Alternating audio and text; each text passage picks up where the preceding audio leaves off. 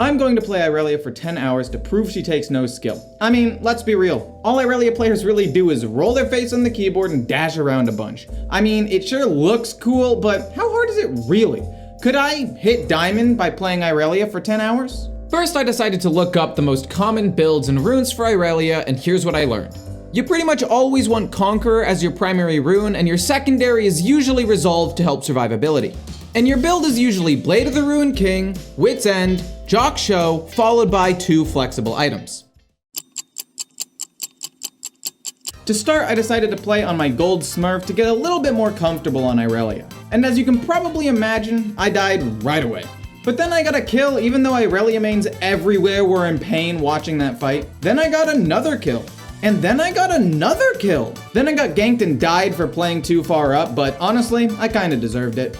Then I bounced back, winning a 2v1 against Aatrox and Nautilus, and then without even backing, killed Aatrox again when he got back to lane. But now I should probably mention why I was never going to win this game. You see, my Fiddlesticks rage quit because of an early invade, I didn't roam because I was pushed into my tower and was still level 1, but he was gone. Even though we lost this game, I was pumped to play more Irelia.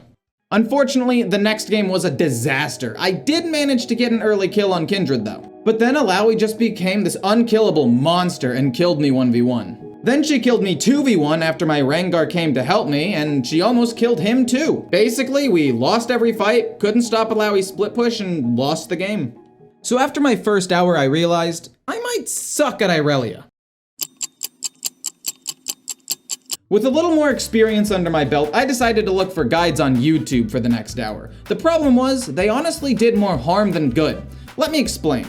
Many of the guides talked about how strong Irelia is early with her passive, so play aggressive. Also, she's one of the strongest duelists in the game when played right, so don't be afraid to fight. There were also combos to set up your dashes with your W, which were nice, but were also very intimidating. Anyway, these guides made me want to play Irelia way too aggressively, and looking back, I probably should have watched these guides when I was a little more comfortable on Irelia. With my intro period over, I got on my main, Plat 2 75 LP, in the hopes of hitting Diamond, but there was a problem. Remember how the guide said, also she's one of the strongest duelists in the game when played right, so don't be afraid to fight. Well, I did not play her right. My first game was against a Jax, who is a counter, but is also a skill matchup, so it was still winnable. So I got my 4 stacks on my passive, and died level 1. Yeah, the rest of the game was just me getting blasted in lane, and I ended up going 1-8. But that's fine, it was just my first game, things will get a lot better. Things did not get better. And then they continued to not get better. And by some miracle, I won one of those games, but I definitely didn't deserve it. These games made me realize maybe just running at my opponent head first wasn't always the best idea. These were the hours where I started getting the hang of Irelia and started thinking I could actually hit Diamond. I also started building Gore Drinker's second item instead of Wit's End to help me survive in fights better. Anyway, first up I was against a Riven, another bad matchup that's also a skill matchup. My first death was mostly just a miscommunication. I wanted to dive Riven, but Pantheon decided to leave, so Riven just ulted me and killed me. A little later there was a 3v2 fight top where I died, but I did get a kill this time. I then got 4-man dove top and tried to pull off something fancy, but honestly, I should have just saved my flash and let myself die. Seriously, what did I think was gonna happen here? We then won our first major fight in mid lane, and even though I didn't do much, I was just happy to be included.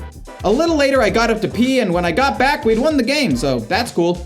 My next game against Set was pretty good. I got an early assist because Diana ganked me, even though I played the fight pretty poorly. And then Diana ganked again, and this time, I got the kill. Later, I managed to kill Set in a 1v2 when Teemo ganked. I probably could have queued to the caster minion instead of flashing to get onto Set, but I'll just chalk that up to inexperience. I then earned a kill in the jungle, and then I won a fight top against Set. It was a little closer than it probably should have been, but I got the kill, so it's fine. I messed that up so badly. Unfortunately, this game was all about macro, and even though I did pretty well in lane, we just lost too many objectives around the map. The next game started off shaky, but the enemy Gragas messed up his dive, and then the enemy Kindred just decided to die, I guess. Okay. I then died top because I was so focused on stacking my passive that I completely missed the enemy and Lissandra coming top. Still got an assist though. I then dove the enemy Gragas top lane in what I thought was a pretty good fight, and I could really feel my mechanics coming together.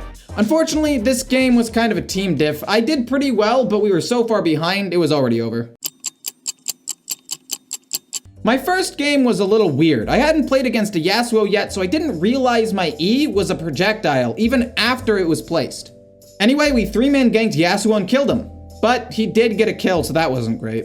We then fought for Rift Herald, but it got stolen, and I actually managed to get a kill here, but died because Yasuo flashed after me. There was then a fight in the river where I managed to get 2 kills, but at this point, morale was pretty low and my team was not impressed. A little later, Yasuo started chasing me, and I barely beat him in a 1v1 because he missed his wind wall. Holy shit, dude. I then went for this sick play mid where I ulted all 3 enemies and dashed around killing everyone. But got absolutely demolished because it was honestly a really stupid plan. We then lost a fight around Baron and proceeded to lose the game. The next game was against another Riven, and the early game was super close. 3 minutes in, both junglers ganked, and even though I died, Ivern killed Riven and Azir killed Rengar. Later, Ivern pings, he's on his way top, so I bait Riven into going in, and we get another kill. Then it was my turn to mess up a dive. I was honestly surprised by my own damage here, so I flashed a little late and ended up dying. But luckily, I made up for it by solo killing Riven a little while later, even though she had Ignite. The main problem this game was we could not kill the fed Kog'Maw. Janna would always keep him alive, so ultimately we lost the game. The next game was the craziest one of this whole challenge. We literally had a full 4v4 fight in the topside jungle by just slowly auto-attacking each other, and somehow I managed to end up 2-0-2. Unfortunately, a little later, Yasuo outplayed the fuck out of me with his bullshit wind wall, then his ult, and then he dodged my ult. After that, I ended up at a fight for Rift Herald, while the enemy Jhin got a double kill bot, by the way, and we managed to win the fight, get Rift Herald, and get the top tower as well. I then outplayed Yasuo by just auto-attacking him to death, which was nice. And in the end, even though I did pretty well, this game was mostly won by Nocturne, who could one-shot anyone he wanted to with his ult. My main issue at this point was learning how to actually use my lead to help win fights, because trying to get these big ults was not working. These were the final games to see if I had truly mastered Irelia and to see once and for all if I could hit Diamond. So what better way to test my skills than against another Riven skill matchup? She immediately dove me and killed me with Ignite. But it's okay, because I have TP and Gragas cleaned up the kill. A little later, Gragas and I miss absolutely everything in a gank that we will never speak of again. And because I no longer had my ult, Riven ended up killing me about a minute later. We then won a fight for Rift Herald where I almost died but barely got away. Unfortunately, so did the Kai'Sa. Then there was a fight mid we won pretty hard, which basically just won us the game. I'm sad to say I didn't really do too much this game. I didn't lose us the game or anything, but I kinda just existed. The next game though, I really popped off. I was against a Kayle, so I knew I would need to shut her down early. So I killed her over, and over, and over again. But by the time I got my 5th kill, we were losing 19-8. I did everything I could to win this game, but in the end, it wasn't enough. Arguably, I tried to take too many fights, but when you're down this far, sometimes you gotta just send out a few Hail Marys. And with that, it all came down to this. My final game, and once again, I was against a Riven. No way I lose to another Riven. How am I already dead? Wait, I got a kill.